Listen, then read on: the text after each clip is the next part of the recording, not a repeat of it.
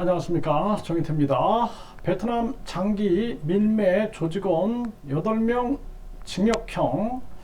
요즘에 많은 사람들이, 한국인들이 베트남이 장밋빛이다, 그래서 유튜브 또는 방송에서 베트남이 기회의 땅이다, 이렇게 많이 홍보를 하고 있어요. 그러다 보니까 많은 사람들이 지금 베트남으로 들어가고 있고, 뭐 삼성, 뭐 LG 또는 대기업들이 막 움직이니까 중소기업, 자영업자들도 베트남으로 들어가고 있는데, 베트남에 대해서 좀 철저하게 알아야 된다, 저는 그렇게 말씀을 드립니다. 그래서 이러한 부분들도 진행되고 있다. 그래서 만만케 보고 쉽게 봐서는 안 될 나라다라는 것을 분명하게 말씀을 드립니다. 네, 여기 보면은 베트남 장기 밀매 조직원 8명이 징역형을 받았다라는 거예요. 이 연합뉴스에서 보도하고 있고요. 캄보디아에서 신장 이식을 했다라는 것입니다. 37명을 모집해서 20명이 수술을 했고요. 각각 10년에서 16년형을 받았다라는 것입니다.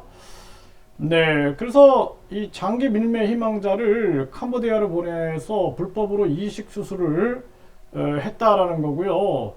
그래서 이 호찌민 법원은 이틀 전 장기 밀매에 가담한 V씨 등 8명에게 징역 10년에서 16년형을 선고했다라는 것입니다.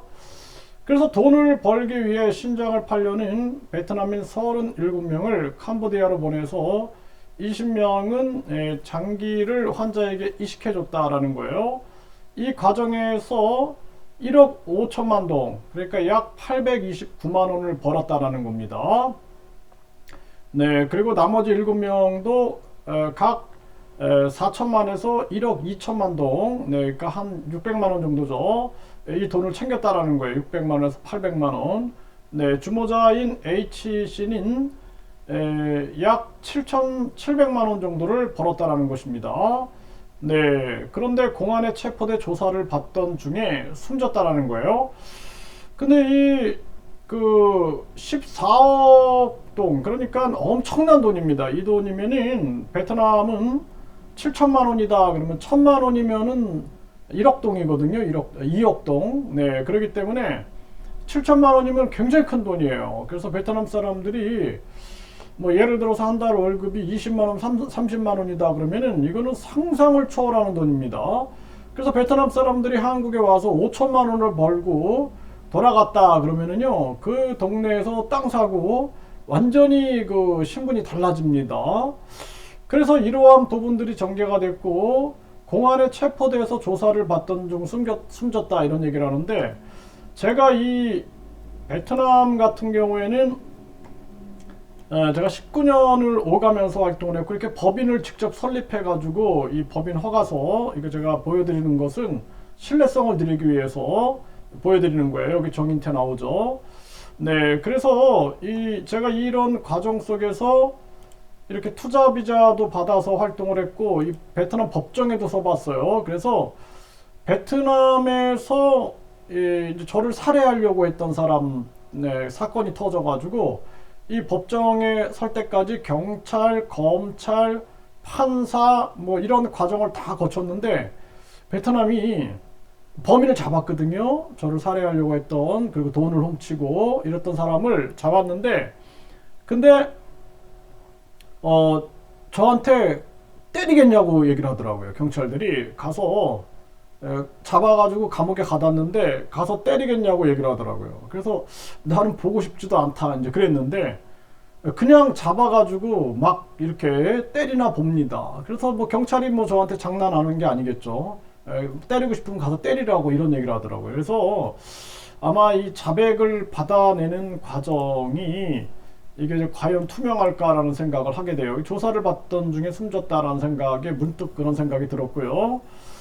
네, 그래서 이 생계가 어려워지니까 장기 밀매 수술을 받았으며 이후에도 돈을 벌기 위해 같은 처지에 있는 사람들을 모집해서 현지로 보냈다라는 것입니다. 네, 그래서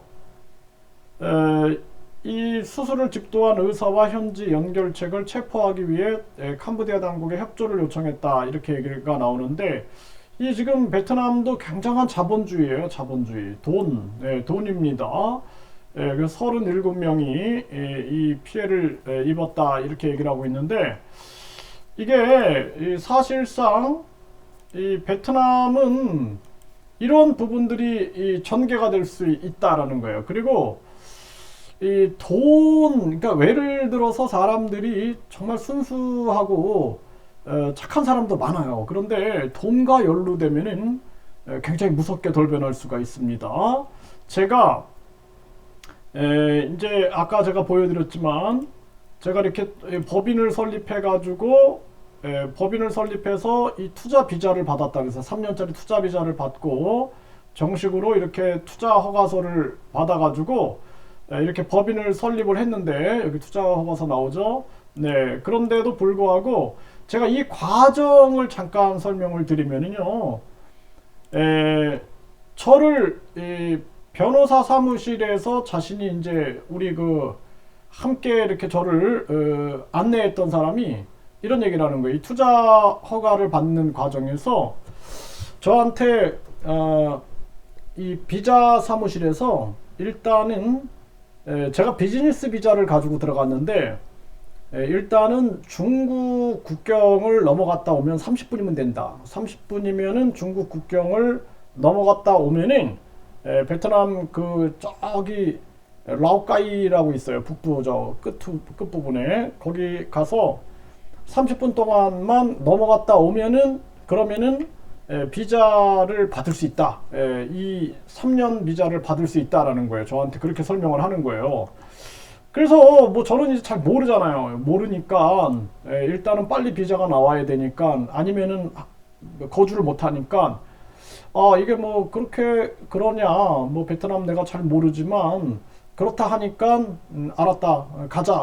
갔어요. 갔는데 중국 국경을 앞으로 갔는데 안내하는 사람이 막 온몸에 저 문신이 새겨져 있는 거예요, 팔에. 그래가지고 그리고 이제 같이 막 이렇게 뭐 식사를 하는데 우통을 벗는데 그냥 온몸이 다 문신을 새겨놓은 거예요. 그리고 조금 있다가 저를 중국으로 데려갈 30분만 왔다 갔다 하면 되니까 통역하시는 분이 온다고 왔는데, 아가씨가 굉장히 예쁜 아가씨가 나온 거예요. 예쁜 아가씨가 나와가지고 이제 중국어도 하고, 그 아가씨는 이제 베트남어도 하는 사람인데, 이제 이 아가씨가 안내를 할 거다. 30분이면 되니까 갔다 통과하고 와라, 이렇게 얘기를 하는 거예요. 그래서 제가 그러냐. 그리고 이제 30분이니까 네, 이게 통과를 했어요. 중국 국경을 넘어갔는데 갑자기 이 아가씨가 하는 얘기가 3일을 있어야 된다는 거예요. 3일을. 그래가지고 호텔을 잡아야 되니까 같이 호텔을 잡으러 가자는 거예요. 그래서 내가 딱 순간 판단이 든 게, 내가 저 사람 따라가면 장기 밀매가 될 수 있겠다는 생각이 딱 들은 거예요. 이거는 뭔가 이상하다. 저 여자의 모습도 이상하고, 아까 문신 새긴 사람들도 이상하고, 그래갖고 제가 이미그레이션에서 나는 여기서 3일을 보내겠다. 난 3일 동안 여기서 보낼 거니까 나는 당신 따라가지 않겠다. 이렇게 얘기를 했어요. 근데 가자는 거예요. 여기서 어떻게 있냐라고 가자는 거예요. 이게 괜찮다. 여기 뭐 이미그레이션이니까 여기서 뭐 밤새도 괜찮다 나는 하니까, 그 바깥에서 일부러 중국인들하고 막 싸움을 하는 거예요. 중국인들 한 7명하고 여자 혼자서 막 싸움을 하는데, 제가 당연히 이제 제 생각에 말려들 수 있겠잖아요. 그러면 이제 저도 이게 자칫 위험해지겠다는 생각이 들어가지고, 제가 거기서 움직이질 않았습니다. 이미그레이션에서. 그래가지고 도저히 안 되겠다. 핸드폰도 이제 다 안 되는 거예요. 핸드폰 뭐 문자 이런 것도 안 되는 거예요. 그래가지고 거기 이미그레이션에 있다가 저 앞에 카페가 하나 있길래 카페로 들어가가지고 인터넷 할 수 있냐? 할 수 있다 그러더라고요. 그래서 거기서 와이파이 해가지고 빨리 저 아는 사람한테 나를 좀 이렇게 도우러 왔으면 좋겠다라고 문자를 보냈어요. 그래가지고 그 사람이 글로 건너와가지고, 그래가지고 제가 안전하게 다시 베트남으로 넘어온 사례가 있습니다. 이거 여러분들 뭐 모르겠습니다. 뭐 제가 과잉 반응했는지 모르겠지만 저는 제가 그 호텔로 만약에 그 여자랑 따라 들어갔으면은 미인계 플러스 장기적 줄이 있지 않았을까. 왜? 이게 투자를 한다라고 하니까 투자 비자 이런 얘기가 나오니까 이 사람들이 돈을 노린 게 아니냐. 저는 그렇게 생각을 안 할 수가 없습니다. 네, 그래서 이렇게 이제 이 정인태라는 이름으로 허가서를 받았잖아요. 법인 허가서를 받았죠. 그럼 나중에 이제 제가 굉장히 막 위기를 겪습니다. 막 자기가 굉장한 베트남 공산당 간부인데 나를 추방시키겠다부터 막 협박 속에서 결국에는 아주 어렵게 제가 이 투자 비자를 받았어요. 그래서 많은 사람들이 이런 과정이 있다라는 거예요. 이런 과정. 그래서 제가 이 허가서를 받고 제가 이거 자꾸 보여드리는 게 이 허가서 받고 투자 허가서 받고 법인 허가서 받고 이 지금 3년 거주 비자 이거 투자 비자 받고 이거 보여드리는 이유가 많은 사람들이 그냥 장밋빛으로 생각하는 거야. 아, 베트남 가면 다 성공해. 베트남 가면은 다 돈 벌 수 있어. 막 기회의 땅이야. 막 이러면서 갔다가 국제 거지되고 위험이 도사리고 있다는 거예요. 제가 19년 동안 얼마나 많은 경험이 있었겠어요. 그 왜 내가 법정에 선 사진을 보여주겠어. 법정에 섰는데 그 상대방이 제 주변에 있는 측근이었다니까요. 네, 측근이었고 이 사람이 마스크를 쓰고 저를 이렇게 들어왔단 말이에요. 근데 나는 딱 알아봤다고요. 누군지. 이거 CCTV에 찍힌 장면인데 저는 딱 알아봤는데 예, 이 쇠파이프 준비했죠. 그리고 CCTV 다 끊어놨죠. 네. 그러니까 이런 상황인데 미안하잖아. 일반 사람한테 미안하죠. 수갑 딱 끼고 나서 담배를 한 손으로 피면서 나를 째려보는 거예요. 그 법정에서. 그게 뭐겠어요. 나는 금방 나가 그러는 거겠죠. 금방 나가. 네. 그래가지고 내가 일단은 그 법정에서 변호사도 사용하지 않았다는 거야. 왜? 변호사들이 막 조작하는 것을 내가 봤기 때문에. 그래가지고 외롭게 대사관에 도움도 요청해서 대사관도 도움도 주지 않았고 외롭게 혼자 이 법정에 서가지고 이 뭐 판사 검사 인민위원들 뭐 여기서 재판하면서 결국에는 상대방이 2년 징역이 떨어졌어요. 항소하겠냐 그러더라고요 저한테. 근데 내가 너무 힘들어가지고 그 경찰에 계속 조사받는 과정, 밤낮을 안 가리고 막 그 과정, 그리고 또 검찰에서 또 조사받는 과정, 또 판사들한테 막 모멸당하고 막 아니 이거를 CCTV를 끊어가가지고 나를 살해하려고 했다 주장을 하니까 막 웃는 거예요 판사들이. 이게 아니라 CCTV 그 박스를 훔쳐간 거다. 그 절도만 인정한다는 거예요. 왜? 그걸 가지고 이제 뭐 팔아먹든지 한다 이거죠. 그거만 인정하겠다.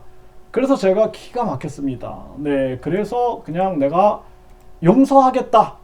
용서하고 내가 보니까 내가 우리 법인의 임원인데 내 측근이고 잘 아는 사람인데 저 사람이 저럴 줄은 몰랐다. 하지만 용서하겠다. 왜? 그 부인도 제 제자였고 제가 가르친 사람이고 1년 동안 제가 가르쳤어요. 용서하겠다.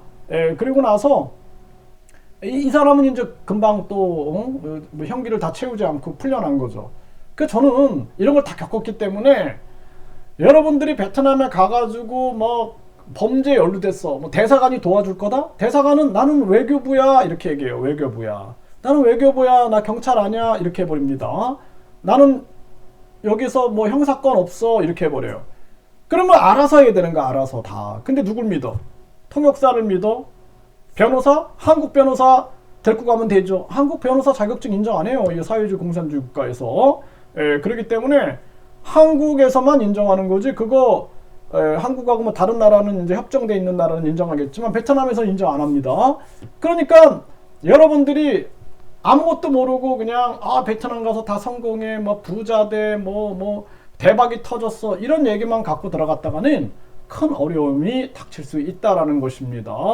그래서 제 말을 아주 주의 깊게 들어주시고, 그래서 제가 베트남에서 한국인들이 망하는 이유에 대해서 시리즈를 올려드리고 있어요. 1, 2, 3, 4, 5, 6, 7 이런 식으로 꼭 보시고 여러분들이 잘 준비를 하시고 잘 선택을 하셔라. 저는 그 말을 분명하게 말씀을 드리고 여러분들이 궁금한 점이 있으면 댓글 남겨주시면 제가 계속 영상을 만들어서 올려드리겠습니다.